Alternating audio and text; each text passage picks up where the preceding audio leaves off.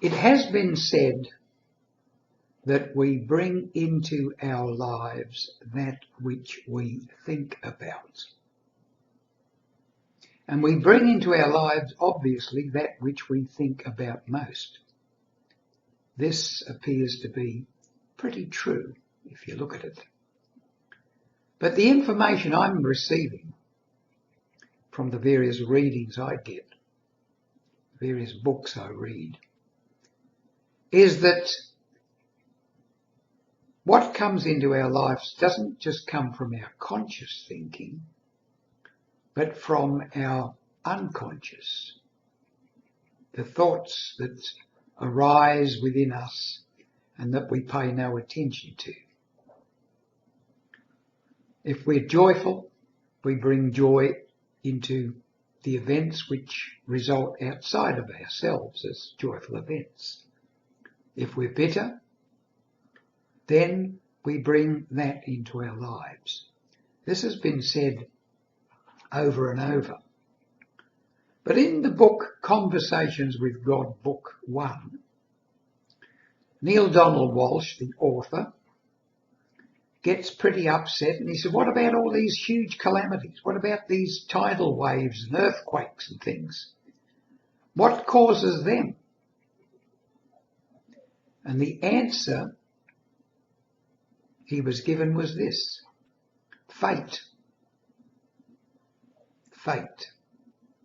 And fate stands for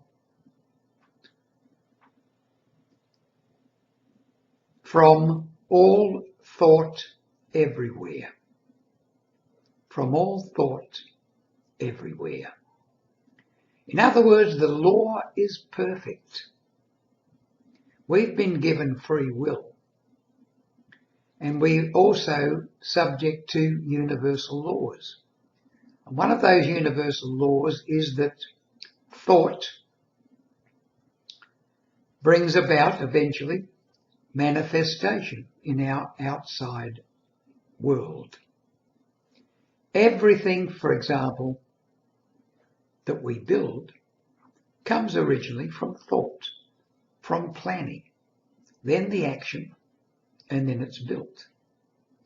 But it follows at a very subtler level that every thought we have is building our lives. We have been given free will. Free will. What does that mean? It means that don't expect the Almighty to intervene when we stuff things up. We've been given the freedom to improve things or make them worse. And of course, even that becomes a personal interpretation. What some people regard as worse, some people regard as better. But there obviously are things that most human beings agree with. Most human beings agree with things like we all want happiness in our lives. We all want security. We all want joy. We all want to be recognised. We all want to feel we're living purposeful lives. The big problem is all human beings have their own idea of how these things can be brought about. There's not uniform agreement. One thing we do need, and even that hasn't become a uniform agreement yet, is we need to understand ourselves. What drives us, what motivates us, what we really are, and that big question, who am I? What am I? And the questions which follow. Why am I here? Is there a purpose in my life? How many people give any thought to those sort of questions? So many of us bumble through life. We've got to go to work. We've got to get money. If we get some money, or we might even get some fun out of this, we might be able to have a couple of beers and a holiday. But most of the life we see, so many of us, as drudgery. And if we think life is drudgery, then it becomes that. If we take a different attitude, an attitude of gratitude that everything is good, all those things that we take for granted and don't think about, dwell on them.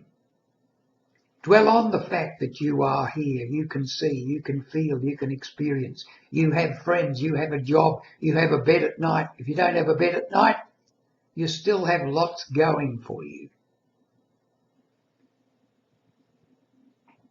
Remember, we bring into our lives that which we think about.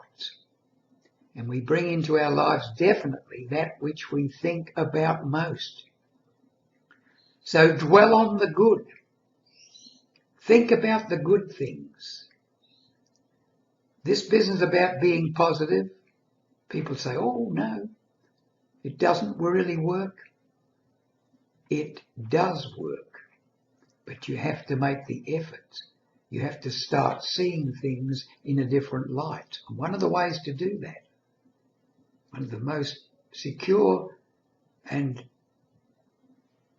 definite way to do that, is to dwell on the things you are grateful for. When we dwell on the things we're grateful for, more of those things are added to us. So think joyful thoughts, happy thoughts, peaceful thoughts, and this is what you will have in your life.